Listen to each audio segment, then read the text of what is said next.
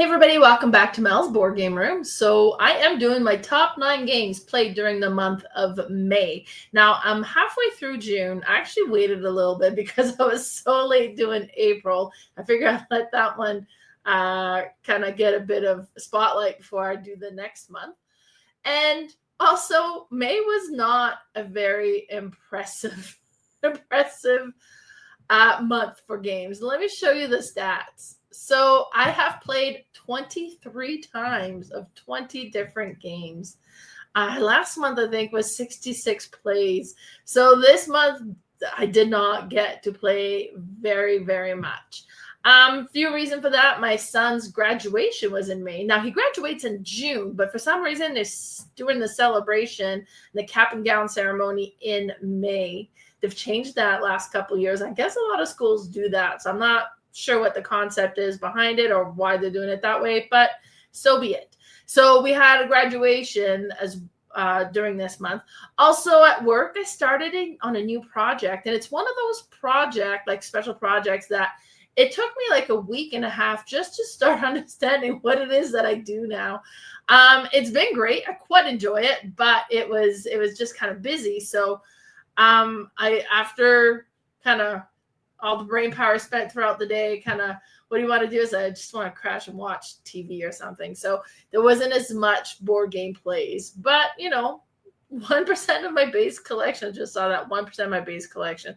That's a little sad.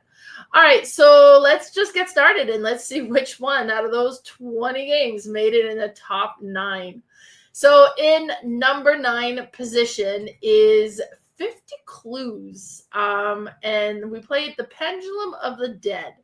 So this is an escape game. It's one of those where you have cards, you're trying to make your way through the story and figure out and see if you're going to be successful or not. Caveat here, this game is dark. It's a little bit more dark as far as escape game goes that I've come across. Now, I like a lot of like cold case, whodunit, that sort of stuff. This one is not like, oh, there's a murder and it's dark that way. It's not. It's in the decisions you got to make. Now, I have no problem watching movies where it's like it gets a little graphic or whatever. But it's a whole other concept, or it's a whole other feel when you're the one who have to make the decision. Okay, let's try to cut his hand off and see if that will solve the puzzle. So depending on how you feel about it, keep that in mind. I did enjoy it. We played it with Lee. He wasn't as bothered by the graphic choices you have to make as much as I was. But, this one came in a pack of 3, was the first one of the 3 series. There's other series in this, 50 Clues. And I will finish this, and then I will maybe play some more. Like, it wasn't a deterrent where I was like, oh my God, this game's horrible, I'll never play it again. But it's worth mentioning. This is a little dark. All right. So then I haven't even talked about the game. I just talked about my feelings of the theme. But yeah, you got to try to make your way out, and then it's app driven. You have to enter codes, and then you can take like some of the things in the cards that you'll come will have like a number on it, and you can combine them to like, okay, well, I'm going to use this on that. So you would enter the code of the one item to the other item and then see if that works. You can get clues. It really is like an escape game, kind of like the Unlock series. But yeah, no, it was really neat. I enjoyed it, but yeah, it's a little dark. All right, in number 8 position is Bang the Dice game. So my stepson was over with his girlfriend, and they were staying the night, and they're like, "Oh, want to play games?" I'm like, "Yeah, I want to play games." And this is one that we ended up playing. We were 5 players, so and it works well at 5. And you have all the dice, and you get your card that's going to tell you what your role is. Now it'll be a sheriff. You'll be deputy. You could be an outlaw. You could be a renegade.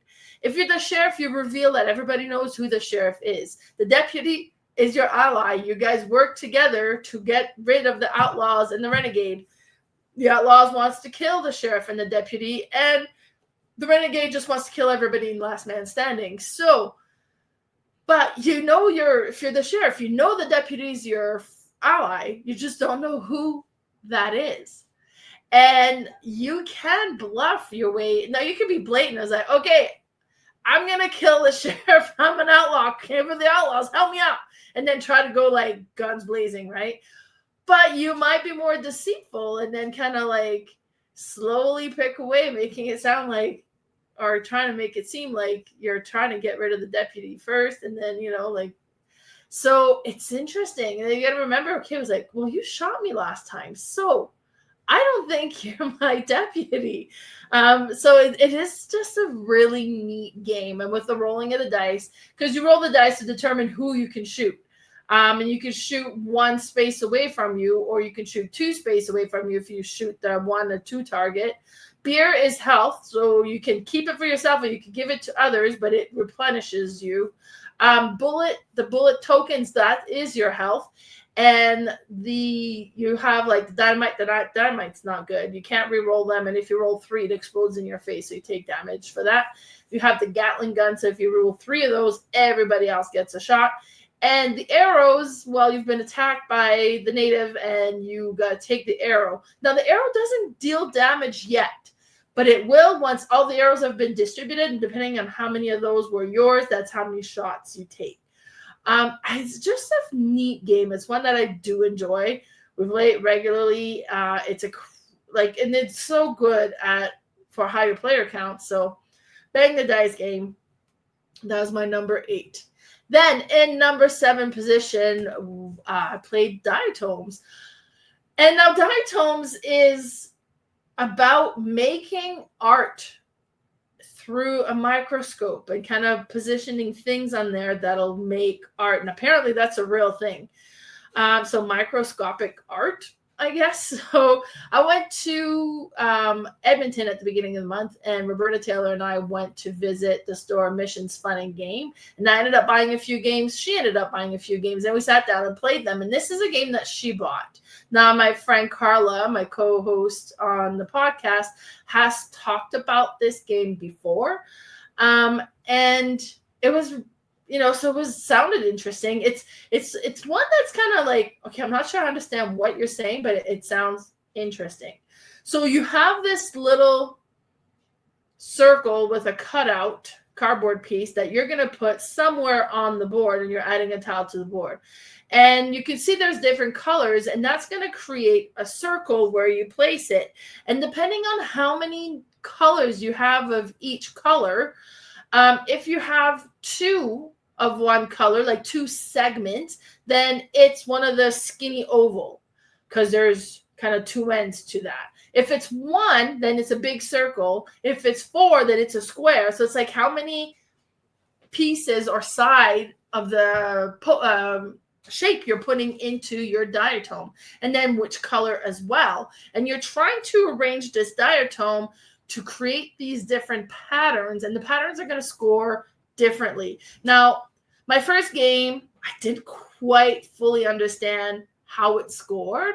So my second game is going to be better. It's going to be, I'm going to understand. It's going to be better position, because I'm like, I'm not sure here. I'm placing things, trying to make it symmetrical. I think it looks good, but it wasn't completely clear as to how it scored until you get scoring like, oh, okay, I really should have tried to do this more.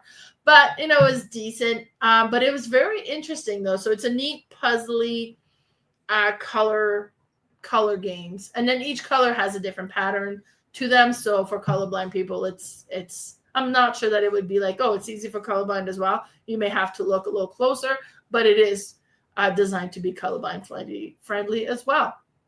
So that was Diatom, my number 7. In number 6 position is Knarr. This is another game that we played at Missions Fun and Game. And this is another game that I was me who purchased it. It was Roberta. And I do want to buy this one, but most of my friends in my game group has it. So I've been playing it regularly. Like my sibling has it, my game group has it. So it's not one that it's like very crucial that I add to my collection, because I do have access. But Knarr is a really neat game. It plays quick, 30 minutes. And it's a set collection game. Now, what's interesting with it is like, okay, so you'll have cards in your hand and you will pick which one you're going to play. You're going to put it down and you play that card and you get to select what's at the top of the card, or like you could get to collect that. So you would collect. Now, if this is a second card you place of that color, then you get to collect everything on the previous card of the same color as well. So it's stackable. So that's great. You're stacking this, so you're collecting more and more and more.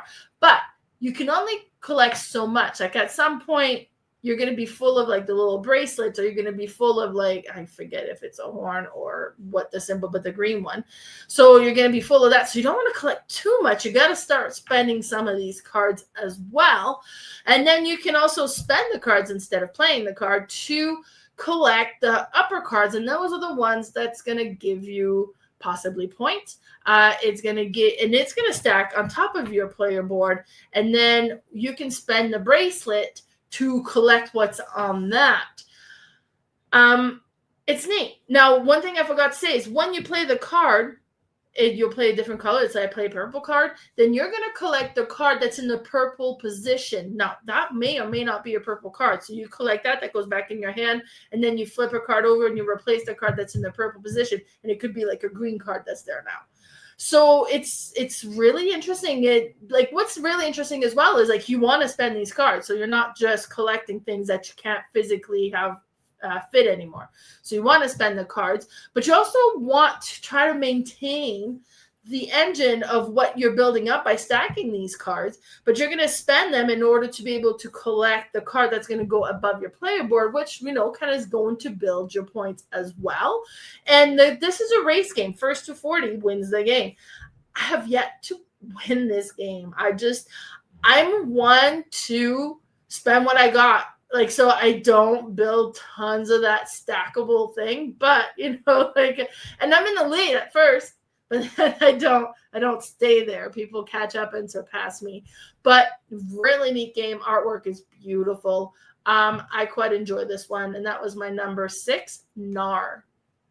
In number 5 position is another deduction kind of walkthrough type game that kind of like the 50 clues we talked about. But this one is more what's called Unsolved Cold Case. And what I like about it is the whole game comes in a file folder.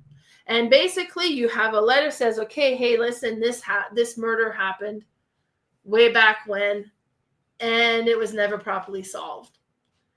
And to have a look, see if you can make sense of it. And then there's all sorts of evidence in here. So you'll have the pictures of all of this suspect. You'll have some information file about them. You'll have the transcript of how the interrogation went.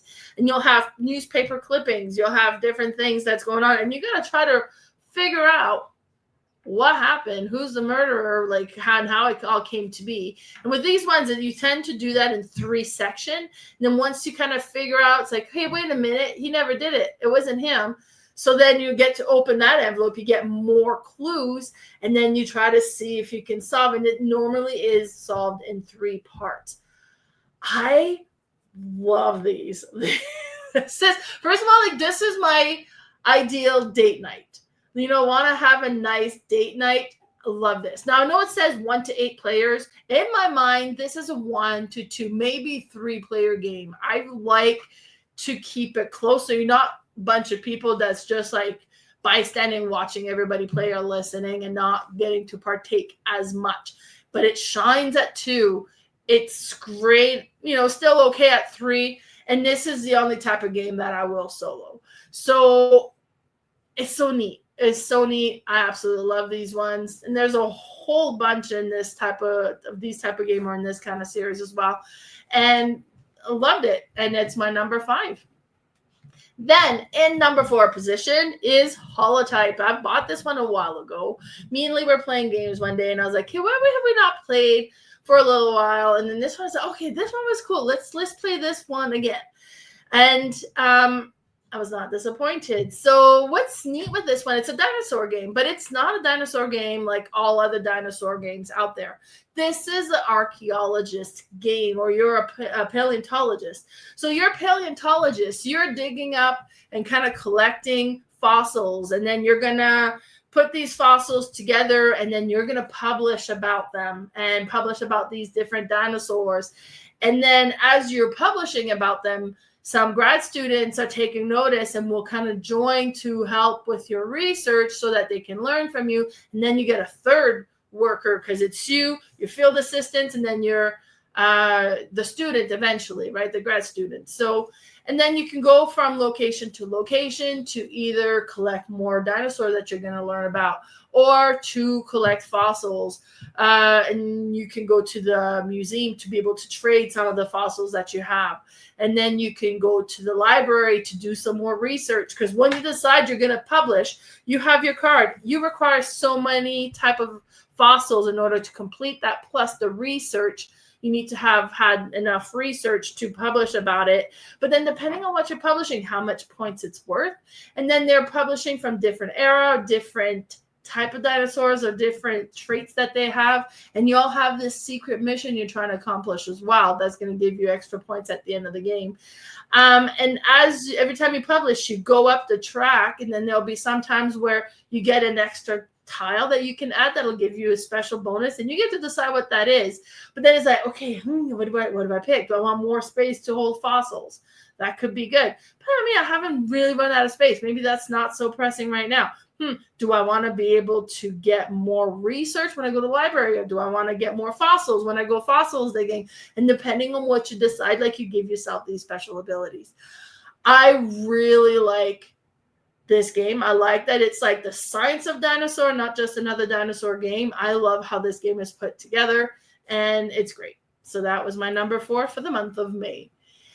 In number 3 position is Black Friday. So I played this one in April, and I've played it again in May, and it's cool. Now, this is a dry theme. This game is a stock market game. So you either like that or you don't like that. And I love that. I'm a big fan of stock market games. And I really like the movement of this one. So you're collecting stocks, and then depending on what comes out, be like, okay, well, got 3 of the orange stocks. So then you would look and say, if it's 3, it's 1 to the, what is it, 3? I think it was 1 and 1 over, or 2 up. So you move the price 2 up, and it would go from like $12 to $24. But then if it was just 1, it would go 1 up, and then it would go from 12 to 19. Or if it goes over, would go from 12 to 14. Anyways, so it has a grid, and depending on how much stock comes out, the popularity of that stock is going up, and then the price goes up as well. But eventually you get these black tiles that comes out as well that gives you negative price, like negative to your stock. So it could be that your stock actually moves down, which in real life they do. They go out to go down and everything. So it was neat. Now, the first time we played it wrong. We weren't moving the price of gold, because you can also buy gold. And once the price of gold reaches 100, that triggers the end of the game. So you know that every gold you buy is eventually going to be worth 100. So that's good. But then it's better if you pay, $30 for it than if you pay $70 for it. So when are you going to buy the gold? And, the gold is at the price that it is now. So but the price of gold is going to go up as well, making it like, I don't know if I want to buy gold right now. It's kind of expensive, but really neat. Quite enjoy this one. And that was Black Friday. Then in number 2 position, I have Dragon Castle.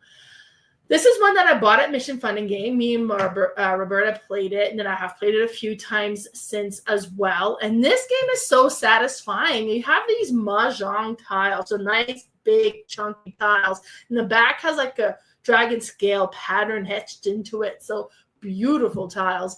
And you're trying to collect them in, you can either collect, well, you always have to collect from the top layer. So you take from the top layer, but if there's a tile that slides out, that's available that's the exact same. You can take a pair and you add that to your little board. And as soon as you create a cluster of 4 or more, then you have to flip those over to their blank side and you collect points for them. So if you want to create more, you make sure you don't create a cluster of 4 before you want to score that.